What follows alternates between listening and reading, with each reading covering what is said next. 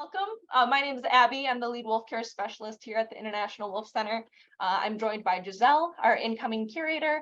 She'll speak with us at the end a little bit about how our wolves kind of interact with deer and kind of how they rely on deer here at our facility. But my job at the beginning here is going to be to tell you a little bit about the buck moon. If you don't know what that is, I'll try to describe it as best as I can.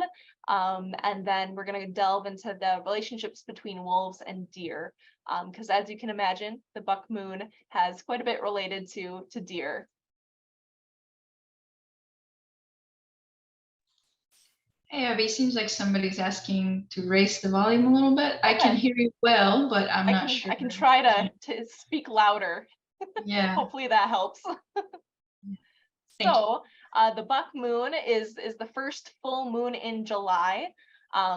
If you're aware with any of the full moon names, you may know that each moon kind of has their own name, depending on what time of year they're happening, which month they're happening in. And the first one of July is called the buck moon. The reason for this is because that's kind of when antler growth rate is at its peak, and it was kind of originated by the Algonquin people. Other names for this full moon is the feather molting moon, the berry moon, or the raspberry moon. That's because this is when kind of those berries are ripest at this time of year. And then the thunder moon, due to that kind of increased storm activity during this month. There's a lot of different names for the moons with a lot of different origins, but we chose buck moon because it has a pretty clear significance with wolves. So we'll try to talk a little bit about antlers because it is the time for antler growth. Then we're going to talk a little bit about deer, talk about their population, their mortality, and that'll kind of lead us into how wolves play a role with that species as well. So first, let's talk a little bit about antlers. A lot of people ask us what's the difference between antlers and horns. Some people use them interchangeably, but there is a difference. For antlers, a lot of antlers are going to be found on the deer family, so the cervid family. So think elk, caribou, moose.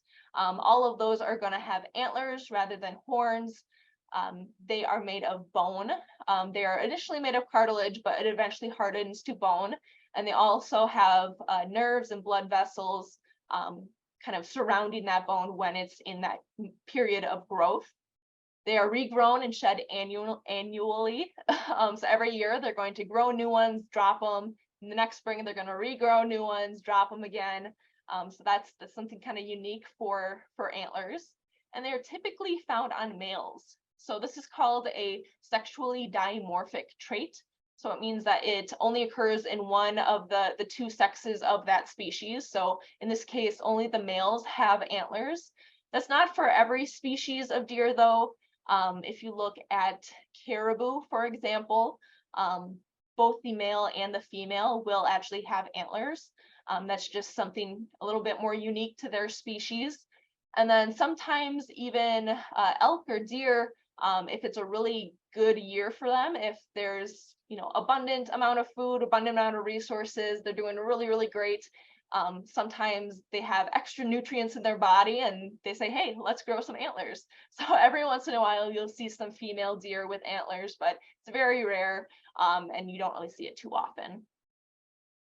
So horns, for kind of comparison, they're mostly found on the cow family or the bovidae family. So bison, buffalo, kind of think those cow-like animals, but they're also found on things like goats and sheep as well. They are made of keratin with a bony core. So keratin is actually the same stuff that your fingernails or your hair is made of, but with horns, it's just layer and layer and layer of keratin. So that's actually what creates that strength of the horn, so they don't just break off right away whenever they come in contact with something. Another unique part of a horn structure is that they have continuous growth. So they are going to get larger and larger throughout the course of their life. They're just going to keep growing every year. They're not going to drop them and regrow them again. It's just going to be the same horns that they grow when they're young is going to be the same horn that they have when they're old. That growth is going to slow down when they get old, so it's not going to be just kind of nonstop growth till you know, they're dead, but it is going to be kind of on their body for their whole life. And this is actually usually a sexually monomorphic trait. So usually both the males and the females will have horns, just like both caribou, the female caribou and the male caribou will also have antlers. So now let's talk a little bit about antler growth. Like I mentioned, you know, July being that season, that peak season of antler growth, I wanted to kind of comment on it because it's kind of a cool fact about deer. You know, they have this really unique tissue to them that is one of the fastest growing tissues in the animal kingdom. So I have a couple of species listed there. That's their daily antler growth. So every single day, a white-tailed deer is going to grow up to a 1/4 inch of antler. An elk is going to grow up to 1 inch of antler a day, and a moose is going to grow up to 1 pound of antler a day. You know, moose antlers are a little different. They grow kind of outwards rather than up. So a lot of times they kind of measure it by the weight of the antler rather than the width or the height of it. So yeah, I thought that was kind of a neat fact that I wanted to share with you. Antlers are also covered in this really kind of soft peach fuzz like skin that is typically referred to as velvet. It's very highly vascularized, so it has a lot of blood flow going back and forth through the antlers there. This is what actually supplies oxygen and nutrients to the cartilage and the growing bone underneath that actually allows it to get so big so fast, is that velvet on that antler. So why do deer have antlers, or why do animals in general have any head adornments? For deer specifically, one of the reasons can be for scent marking. If you're a hunter or you know of hunters, you've probably heard of a deer rub. That's when they kind of rub their antlers on the trees there. A lot of folks think that this is a kind of scent marking technique to kind of claim a certain territory. One of the more kind of common reasons why antlers are so prevalent in deer species is because of their use in sparring. So a lot of usually male deer will kind of vie for dominance a little bit, and they'll kind of establish their dominance within the deer herd during breeding season or during rut. So this is typically in fall that this happens. And another reason that it kind of falls within that breeding category is that the sound of the antlers kind of clanking together, that kind of rattling noise, can actually attract other deer to the area, and maybe even, you know, a potential mate to that area as well. So if you're a hunter, you know of hunters, one of the ways to call deer over, sometimes, you know, rattling two antlers together, and that's to kind of mimic two bucks sparring during that rut season. And then the last reason why people believe that you know, this adaptation has formed is protection against predators. Now, deer are clearly prey animals. You know, they have eyes on the side of their heads. They're very vigilant whenever they're browsing, whenever they're eating, and their first line of defense is to run away. They're typically not going to charge headfirst at, you know, something coming at them. They're usually just going to hightail it and get away from it as fast as possible. But there have been instances of deer that are either trapped in, you know, a situation, trapped in a corner, or maybe even protecting their young, where they actually will charge with their head down. You know, there have been animals, including wolves, that have been killed because of a deer protecting itself from predation. So definitely an option for them, not their first line of defense, but it is kind of a part of their body that's sharp and pointy and can kind of scare predator off sometimes. So now let's talk a little bit about antler seasonality, since I did bring up that this is the month of July. This is the buck moon. So this is the summer period where antler growth is at its peak. This is when you're really going to see those really impressive racks of antlers start to form on deer. Now, antler growth is going to be a little different for the age of the animal. a younger buck. Sometimes you've heard them sometimes you may have heard them referred to as spike buck. It's because they only have little tiny spikes as antlers. They haven't quite grown into that really full antler rack on top of their head quite yet. So a lot of yearlings will have a very, very small antler growth their first year, but then that kind of continues to get a little bit bigger and a little bit bigger as they age. So a lot of the older individuals, older adults, you'll see have a bit more of a kind of fancy, impressive rack on their head. And you can see in those summer pictures too, they have that soft velvet kind of covering all of their antler tissue there.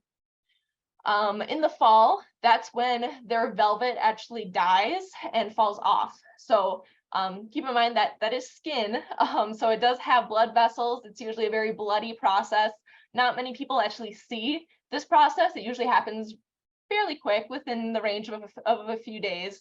And they're usually not, out and about during those times anyway. It is rut season, so they're usually trying to, find a mate rather than, be around people. But it's usually a pretty itchy process. So that's one time where you may see deer kind of rubbing up against trees a bit more, or kind of shaking their head back and forth, trying to get some of that velvet to fall off, because that is skin tissue. It does have nerve endings, and it's probably not the most comfortable thing. But as that velvet falls off, that really smooth, bony structure of the antlers is kind of revealed underneath. So you can see on this other picture, with the kind of more field background, that's kind of a typical fall antler that you'll see if you have a deer mount in your house, or you found shed antlers out in the woods. This is what it's going to look like. It's going to be very smooth. It's a bony structure. It's very hard. There's no give to it. And usually they're in separate pieces. Usually the antlers fall off one and then the other. It's usually not kind of a connected piece of antler. Speaking of antlers falling off, this happens in the winter time. So after their breeding season is done, like I said, that's pretty much the main reason why they have antlers. They can have it for, those other reasons like protection or scent rubbing, but pretty much whenever they're done with it, they want it gone as soon as possible. As you can imagine, it's probably not very comfortable to walk around with, pounds of bone on top of your head, especially in the winter when you're trying to escape predators really fast through really deep snow. That extra weight can really be a hindrance. If you're trying to move through the trees, move through the woods, those extra kind of things in the way can really get caught up and can be a bit of a hindrance. So they do drop their antlers in the winter time. And then in the spring, that is when those antlers start to regrow. So they usually start out as little nubs, and they'll kind of stay like that until they reach kind of early to midsummer is when antler growth really starts to pick up. So right around this time of year. So now that I talked your ear off about antlers, let's talk a little bit about white-tailed deer. I'm going to bring up some information about their population, about their mortality, because that kind of ties into population. And then we're going to kind of jump from that to the relationship between wolves and deer, because they definitely do have an impact on each other to some extent. And it's important to kind of talk about how these two species kind of go hand in hand when you're talking about population dynamics. So looking at deer population trends, I don't know how they got information from 1450. I don't know who was recording deer numbers at that time, but the main kind of takeaways of this graph is that there's a big drop in population right around 1900. This is when a lot of kind of population growth happened on the US. There was a lot more humans on the landscape, a lot more industrialization, a lot more urbanization, more cities, more land use. And so a lot of deforestation during this time. So quite a bit of habitat loss, as well as an increase in people to go after these deer, to hunt these deer. Whereas before they only had indigenous folk who, relied on those deer for their livelihoods. Now you have people who, also are hunting those deer that maybe don't rely on it quite as much, but maybe still do to some extent. So a big drop off in their population right around 1900s when it hit its lowest. And then it kind of shoots back up as soon as conservation movements started to kind of take place. Deer were actually one of the first species in the US to be considered worth conserving, worth keeping, a healthy population of those. Some of it was because, hunters wanted an abundance of deer so that they could hunt, but people also just like seeing deer on the landscape. They're very important species for the rest of the ecosystem. They're very important prey species. They do a lot of browsing, a lot of eating vegetation that may or may not be, an invasive species. So they can kind of curve a lot of different things just by being on the landscape. So a lot of different laws and management of deer kind of came into play. And so you see a huge boom in their population here. And then you kind of see that up to today. Current white-tailed deer population is estimated to be over 30 million globally, so like around the world. But it's kind of hard to contextualize how much 30 million is. So I try to focus on the smaller numbers. So in Minnesota alone, we have over 1 million deer. So that's a little bit easier for my brain to wrap around. We have quite a bit of deer in Minnesota. That's pretty much the big takeaway there. So we have a bunch of different causes or potential causes of deer mortality. So all of these up on the screen are going to be a possible contender for deer mortality. You have habitat loss, drought, severe winters, hunting or harvesting, disease, things like CWD or chronic wasting disease, and then blue tongue virus. Those are just two very kind of prominent deer-related diseases that really influence population mortality in certain areas. It hasn't reached, everywhere. For example, here in Ely in northern Minnesota, we don't have a CWD. The closest kind of place that it's been documented was kind of in Bemidji. So if you know where that is, it's a couple hours south and southwest of here. So it's definitely making its way northward, but we haven't seen any here in Ely quite yet. Starvation is a big one. Vehicle collisions, I'm sure you've all seen deer on the side of the road. They're not all very car savvy, so I'm sure you've slammed your brakes on a lot of deer. Predation, overpopulation, human encroachment, all of these, can be a cause of the death of a deer, kind of a big influence in their mortality rates. But one important thing to note is that a lot of these kind of go hand in hand. They kind of play into each other. So for example, starvation, you can have that as a result of a lot of different things on this little list. So habitat loss, drought, severe winters, overpopulation, human encroachment, all of those can result in lower resources available for deer, and then ultimately result in starvation for many deer in that population. So a lot of times it's not a singularity, it's kind of multiple factors all kind of combining and leading to the cause of mortality, which we'll talk a little bit in a second here. We'll talk about the differences between mortality happening on its own or mortality happening as a cause or as a effect of another source of an issue that probably would have been that mortality. We'll talk about it in a sec. First, I just wanted to say we're going to be kind of transitioning a little bit, talking a little bit more about wolves and how they play a role on deer and kind of on their population. They definitely have kind of a complex dynamic, but it's a very important dynamic to talk about. There are a lot of folks out there that really dislike wolves because of their relationship with deer. They, for lack of a better term, they kind of blame wolves for a lack of deer. They say, oh, they're chasing all my deer away, or they're eating all the deer in my area, which, I'm not saying that's right or wrong. I don't know where they live. I don't know their situation, but for the most part, they usually have a pretty positive relationship. So what happens to one population, you usually see happen to the other population. So I'll show you a couple of graphs that kind of go into that. But The reason why these two, the reason why wolves aren't just kind of killing deer after deer after deer is because they rely on deer for their food resource. If they eat all of their deer, then there's not going to be anything left for them to survive off of. So I'll talk a little bit about those dynamics, but first, wolves eat deer. That's a pretty much a given. Ask anybody in the wildlife realm, you'll hear the same answer. In fact, here in Minnesota, deer make up about 60% of a wolf's diet, so over half, and then moose making up 18%. So, over 75% of a wolf's diet here in Minnesota is a deer-like animal.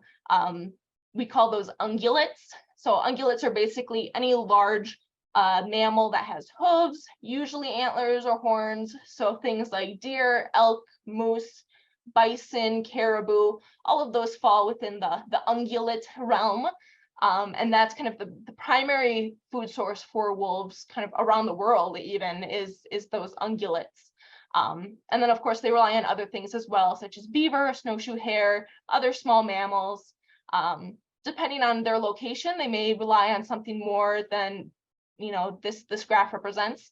For example, Voyageurs National Park, they have a lot of beaver in that location because they're a very water-based ecosystem. So their ratio of how many beaver wolves eat per year is quite a bit higher than this graph may represent. But how much do wolves actually eat? This is a question we get quite often here at the center. A lot of folks are asking us how much our wolves actually eat, but I'm here to tell you how much a wild wolf eats. So there's been some estimates that say a wolf usually eats around 15 to 20 deer every single year.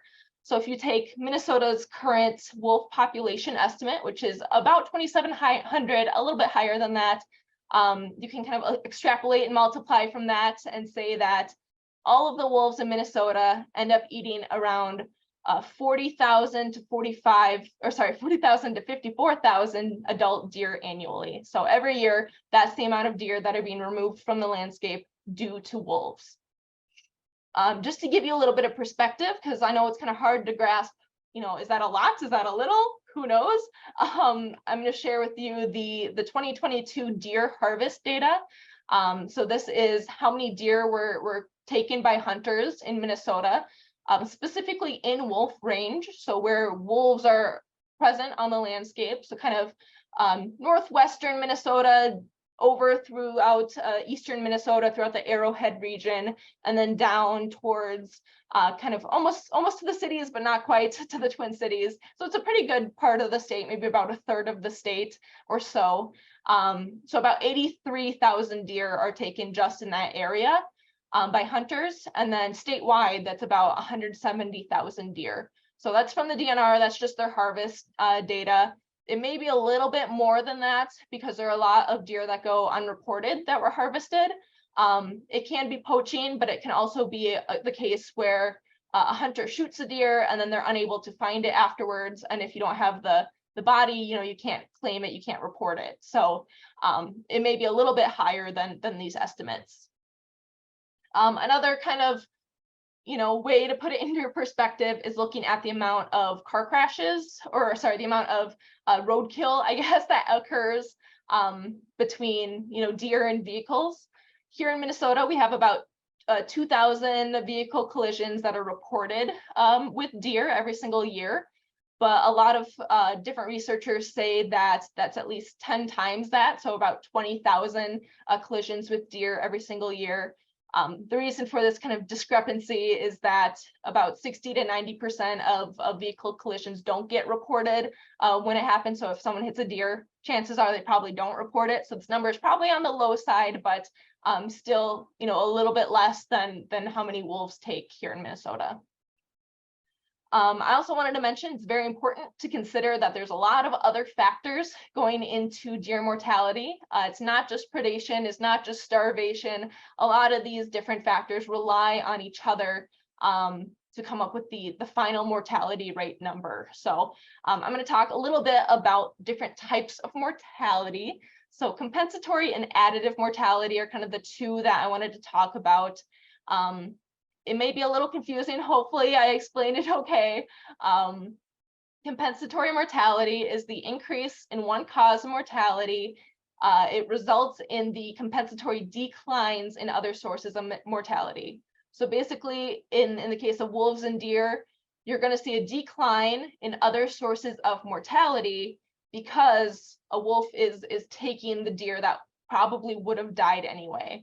So the overall mortality number, the overall amount of deer, dying in that year doesn't change, but the cause of that mortality does change. So this isn't every instance, of wolf kills. This is only partially of wolf kills, partially of deer mortality. It's not all compensatory, but a good portion of it is. This is because wolves are very selective hunters. They usually go after the weakest or the slowest individuals. So a couple examples I have here are that a younger deer that is maybe a little less road savvy, maybe a little more susceptible to becoming roadkill, is going to be a lot more efficient for a wolf to catch, because it's slower, it's a little less skilled, I guess, at escaping or evading predators. So that's going to be a higher chance of a wolf taking that animal that had a higher chance of a roadkill anyway. A sick deer or a deer that's starving, that probably would have died because of those reasons that year anyway.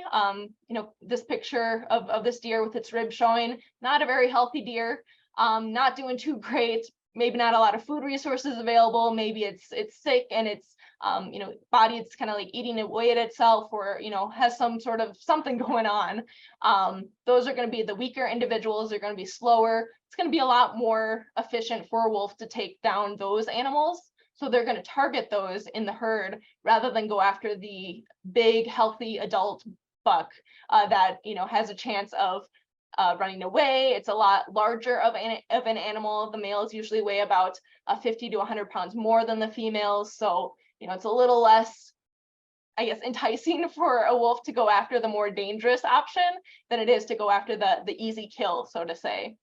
Another example could be if it's an injured deer that maybe would have been taken by a black bear or a cougar or something, some other large predator. If a wolf took it, it's still the same mortality. That deer is still being removed from the landscape, but the reason for that removal is different.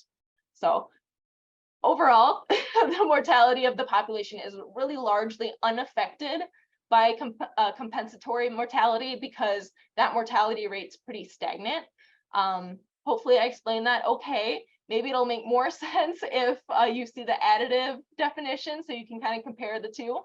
Additive mortality is when one cause mortality occurs independent of other sources of mortality. So although it's less common, wolves will successfully hunt and kill adult deer. Like I said, they're usually going to go after kind of the weaker. They're usually going to target the slower individuals that they have a better chance at getting. But they are also very opportunistic hunters. So if an adult deer comes their way and they think they can take it on, they'll try. So it's definitely, in addition to whatever other mortality that would have happened, if that deer would have survived, it would have kept breeding, it would have kept contributing to the population. So additive mortality is going to have a bit more of an influence on population levels than compensatory mortality. So hopefully that makes sense. It's kind of a tricky kind of topic to cover, but I think it's really important when understanding style of wolf hunting behavior, how they go after the ones that are probably not going to survive anyway. Again, not all the time, but that's largely their kind of goal when hunting. So now let's look a little bit at the kind of population estimates between wolf and deer. We can kind of track the two. I just have Minnesota and Wisconsin here. I thought it'd be best to kind of stay local, although you can find this data for a lot of other states. So if you're ever curious about your own state, I recommend looking at your DNR's website. A lot of them have pretty well thought out graphs and papers explaining the populations of both wolf and deer, sometimes both together. So this is the Minnesota wolf population update from 2022. The top line here with the square boxes, that is deer density and wolf range. So that's the amount of deer hanging out in wolf range. And then the bottom line with the circles, that's the amount of wolves in wolf range, obviously. So you can see these two graphs, or sorry, these two lines are both in a positive correlation towards this side. You know, they're both trending upwards. Usually you're not going to see a high population of wolves in an area where you don't also see a high population of deer.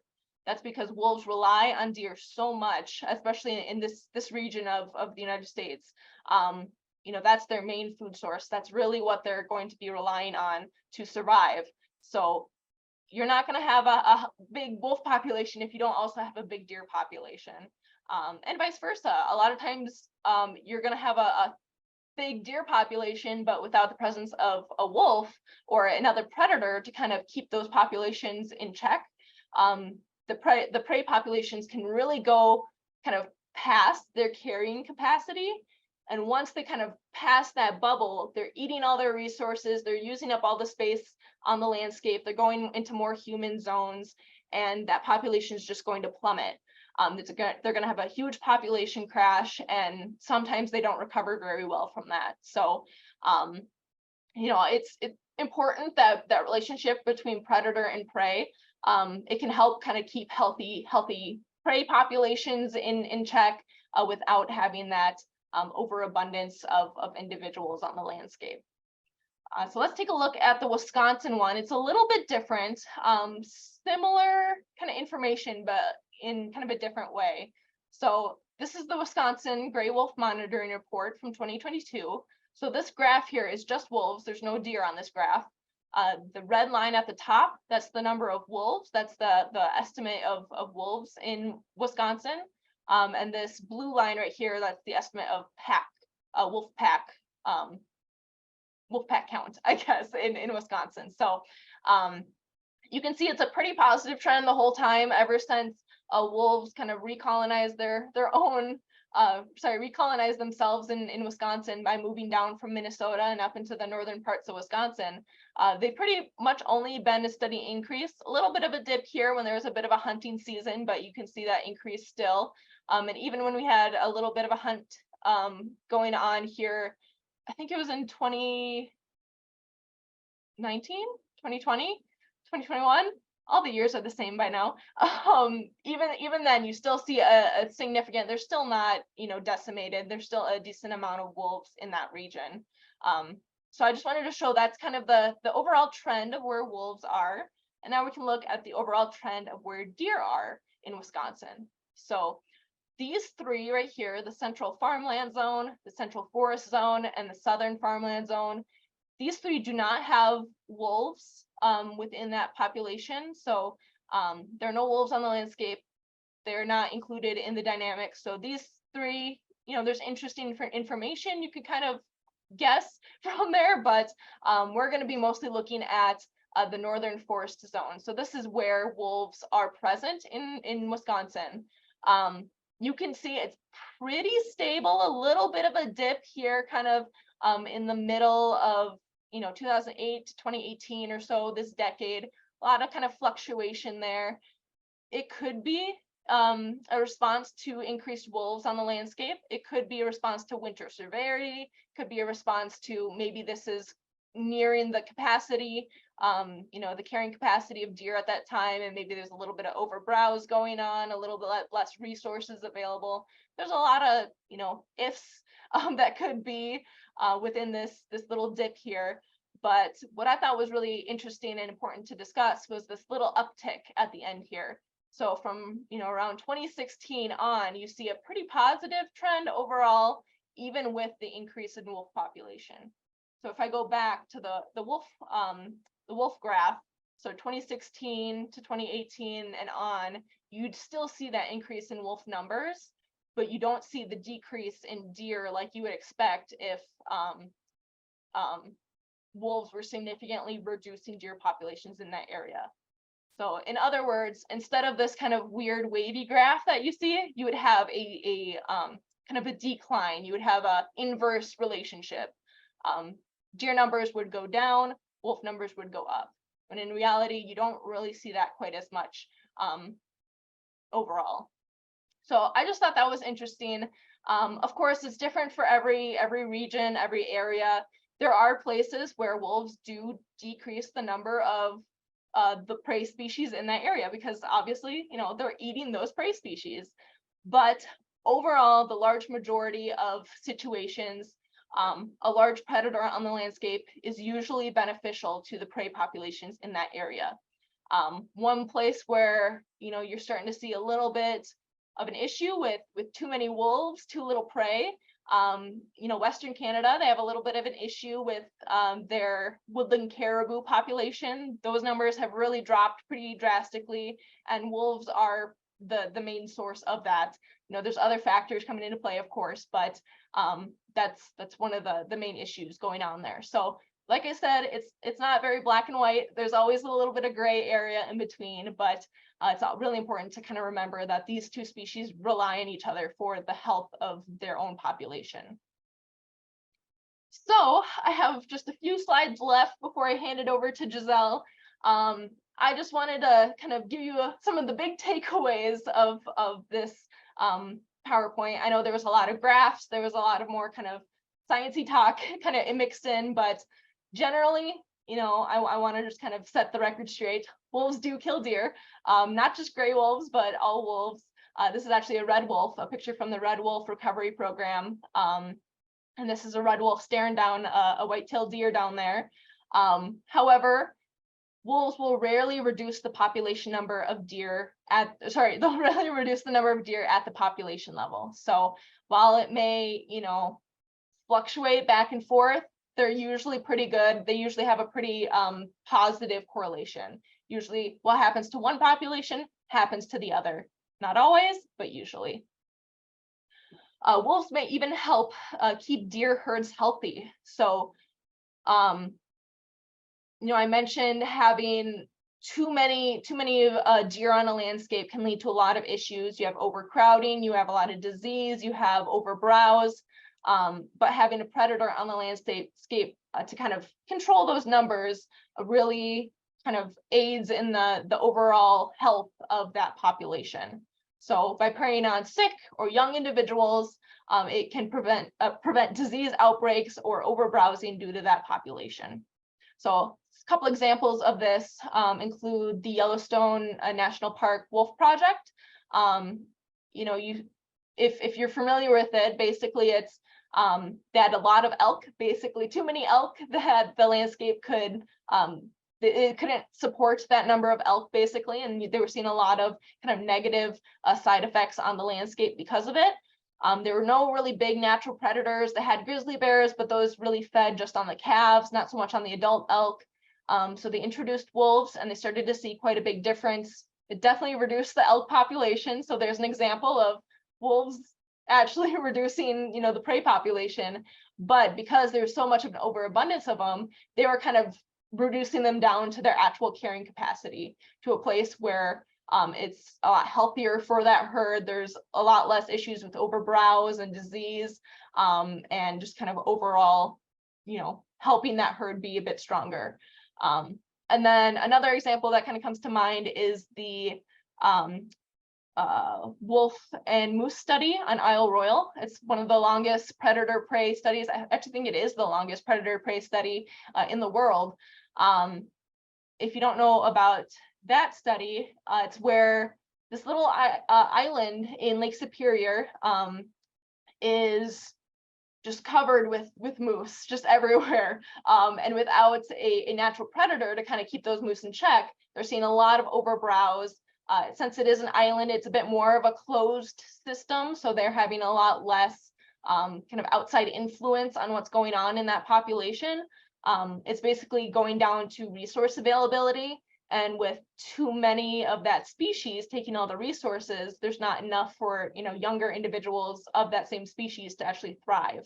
So by having predators on the landscape, they see a better kind of regulation of those population numbers. So I always thought that those two studies were kind of relevant for this, and pretty interesting.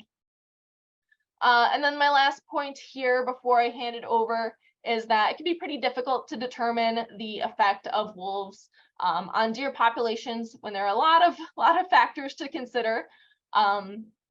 You know, all ecosystems, you know, if you think about it, none of them are closed systems. All of them have all sorts of different factors coming into play that are shaping the health of the ecosystem, the health of the populations that are in there.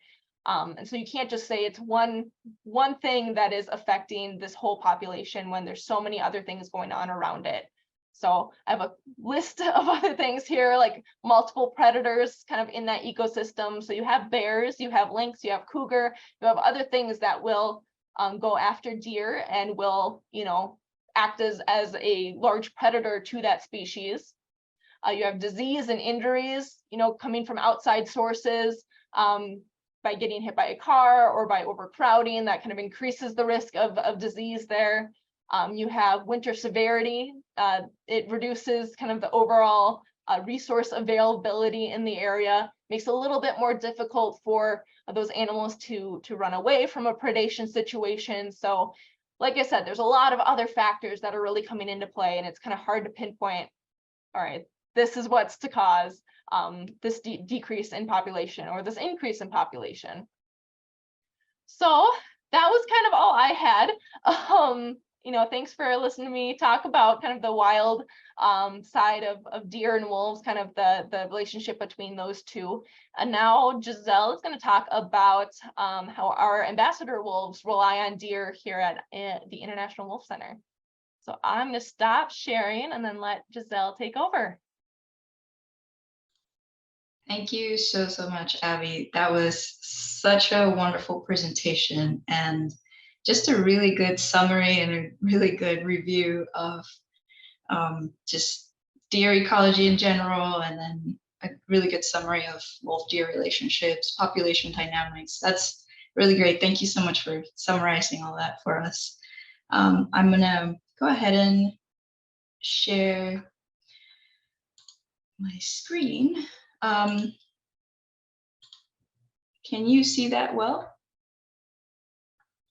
Okay, not like last time that I think I was sharing only part of my screen. Okay, so hopefully I can sort of make some connections for you after you hear about wolf and deer relationships in the wild. I kind of want to take it back into the center and sort of give you the International Wolf Center perspective, or the wolf care perspective, the ambassador wolf perspective.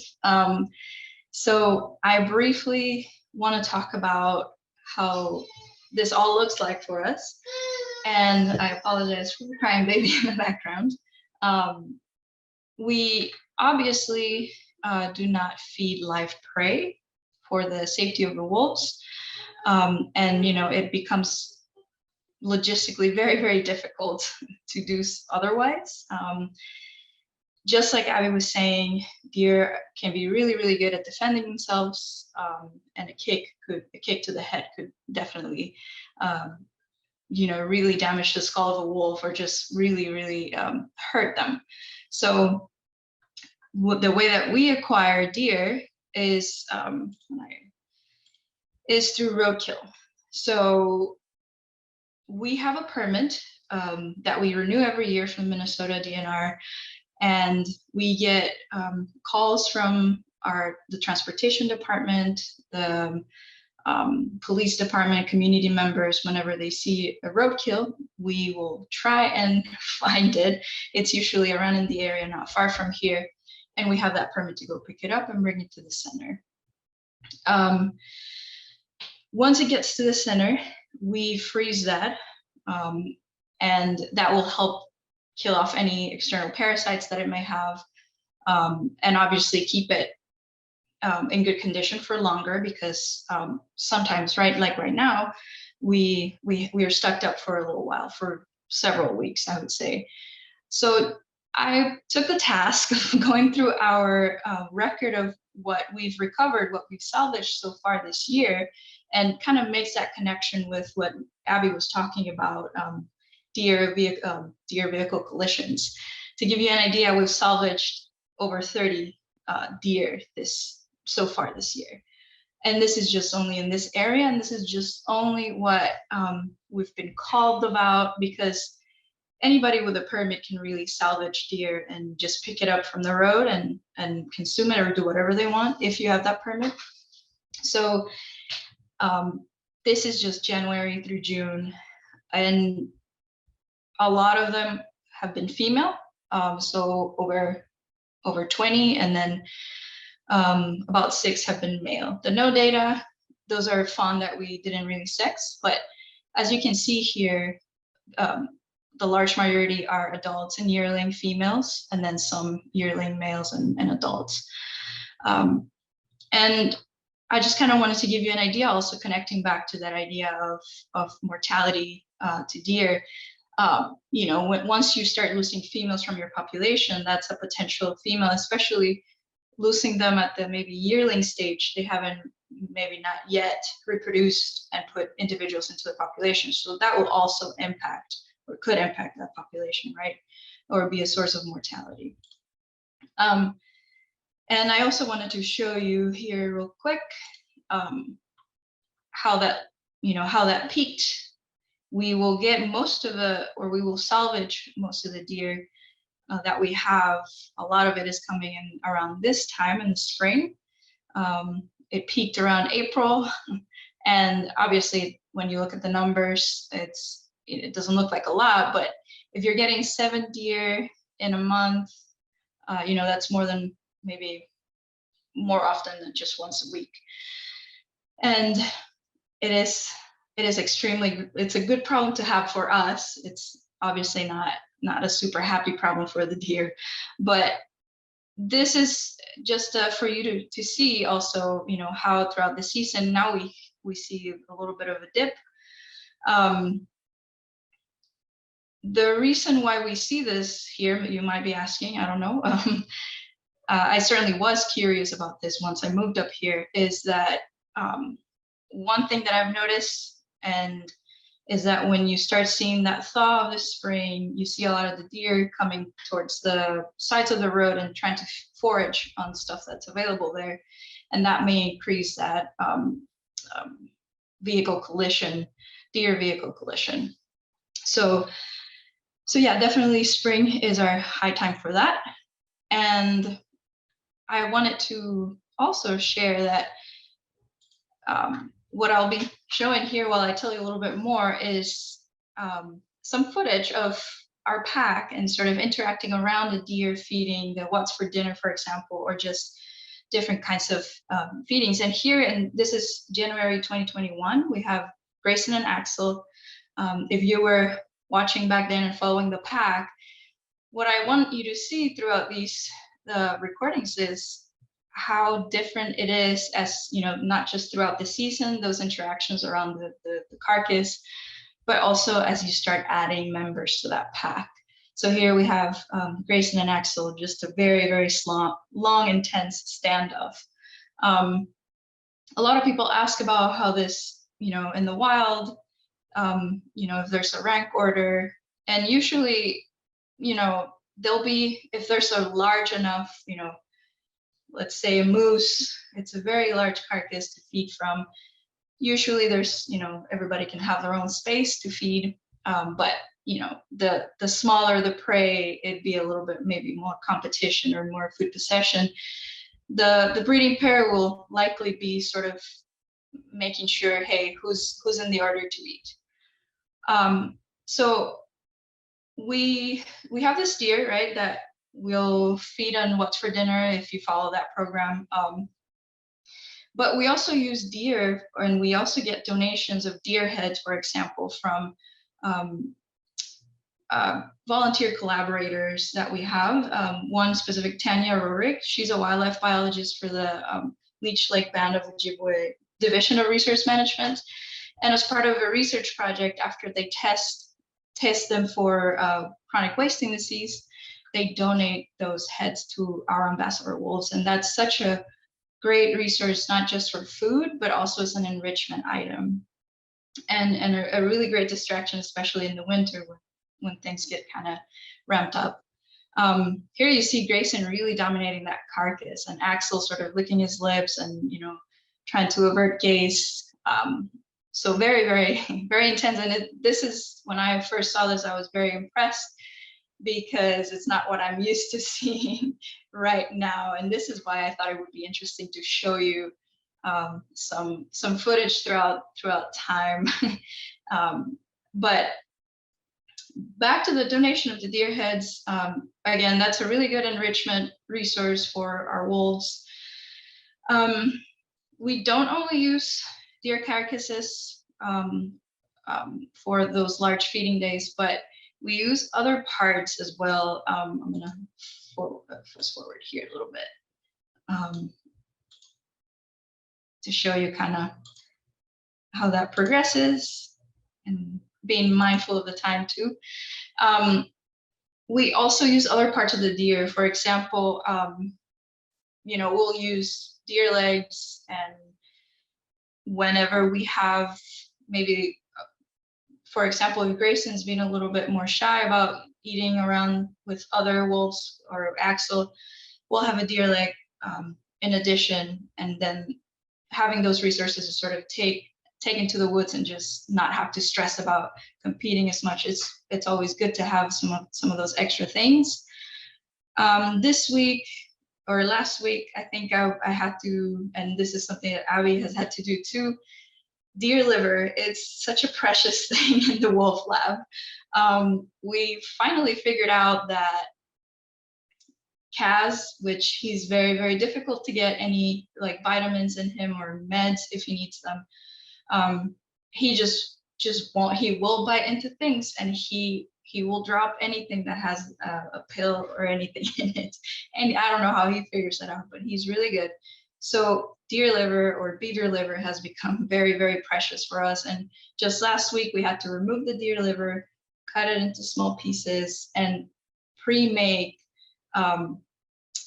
you know, for his vitamins, and pre-make, we'll sort of cut open a little slit on that chunk of liver, put the pills, and freeze them. And that's the only way that he'll just not catch his meds.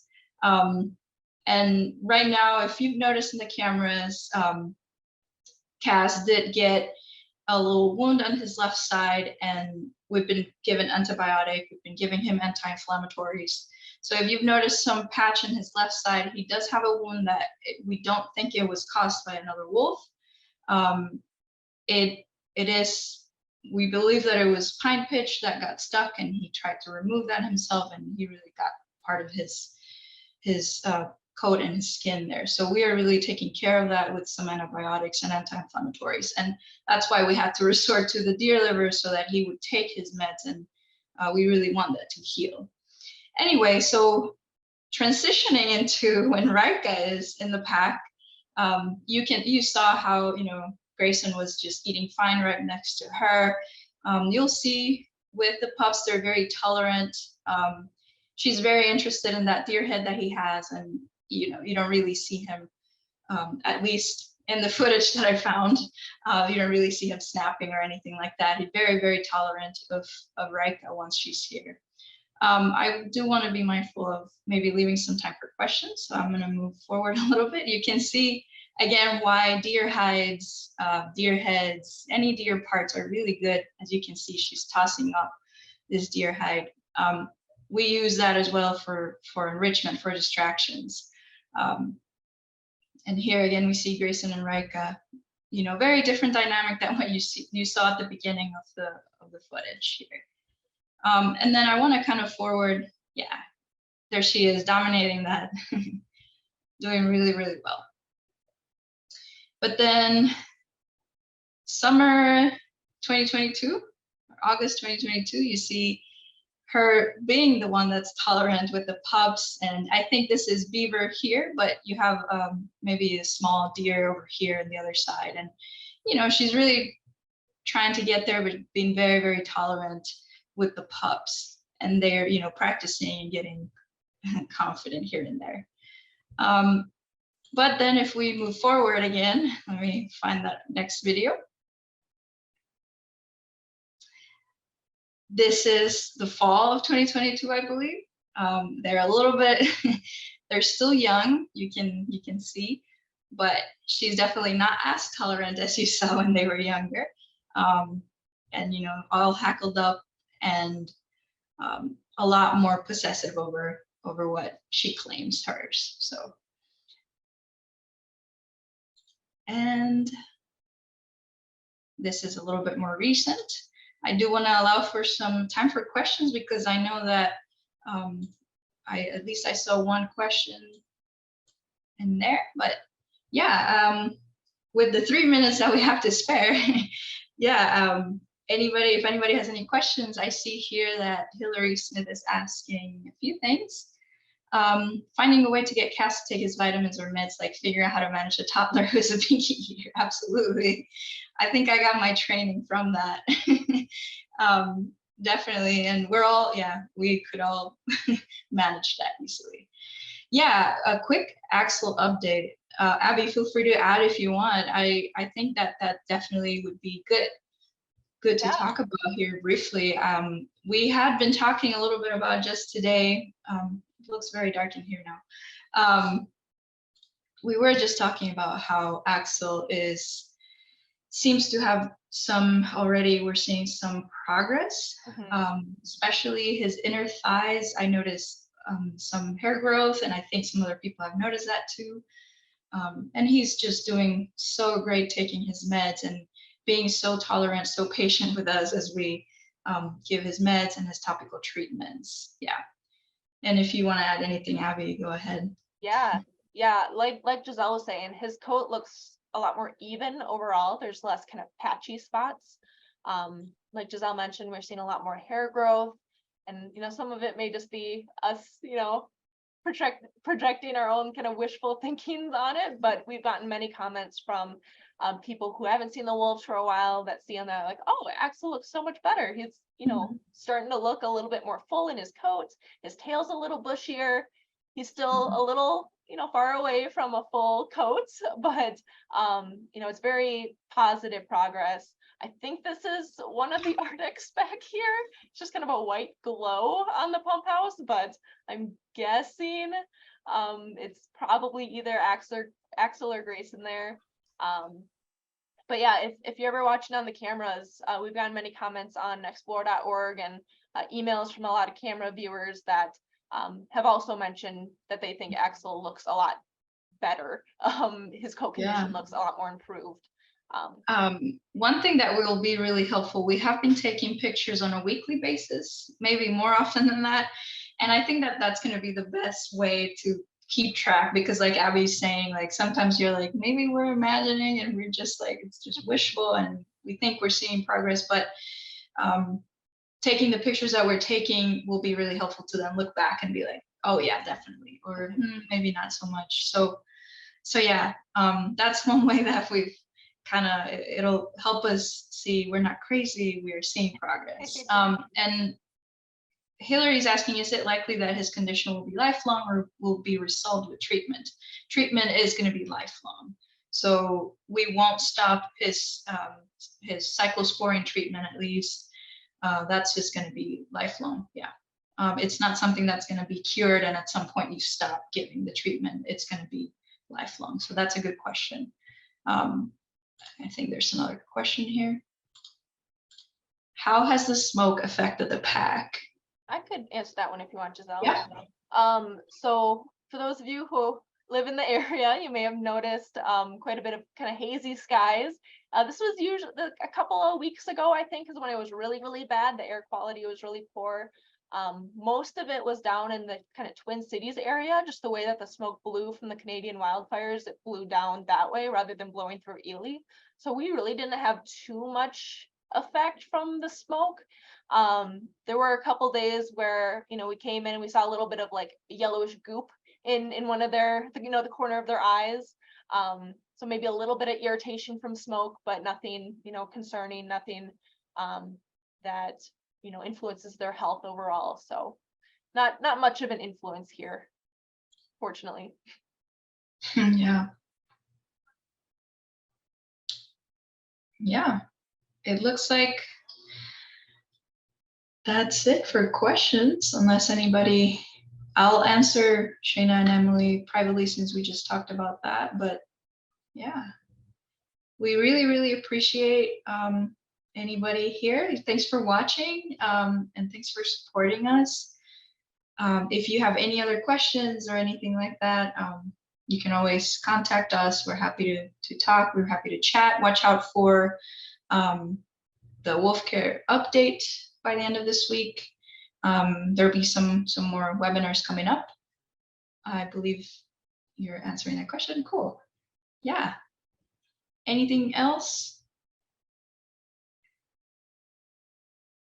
I don't think so. I think that's pretty much All right. the thing.